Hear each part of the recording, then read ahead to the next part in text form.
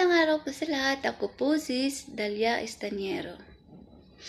Ang gospel po natin ngayon ay San Lucas, Kabanata 11, Talata 1 hanggang 4.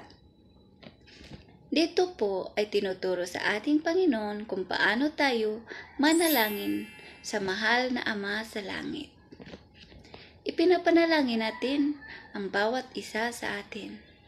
Humiling tayo sa ating pang-araw-araw at tayo ay binigyan.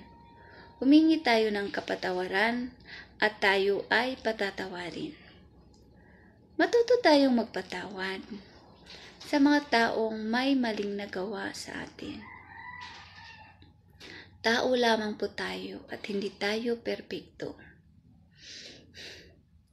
Nagkasala tayo sa pamamagitan ng ating mata dahil tayo ay nanghusga sa ating pananalita kung paano tayo nagsalita. Nagkasala din tayo ng dahil sa iba. Dahil hinuhusgahan natin sila. Di natin alam kung ano ang tunay na pangyayari. Ako din naman sa sarili ko ay nagkasala dahil ako ay nakinig sa iba. Pero doon ko din natutunan kung paano gamitin ang ating puso. Laking pasasalamat ko at kahit anong nangyari at sa mga lahat ng nangyari ay ginaguide pa rin ako sa mahal na Panginoon.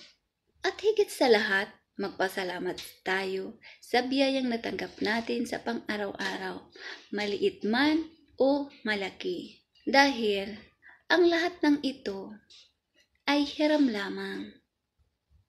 Kung wala ang Ama sa langit, wala din tayo. Salamat at dito nagtatapos ang aking gospel. Please join us and subscribe as www.fitbook.com. Maraming salamat sa panonood.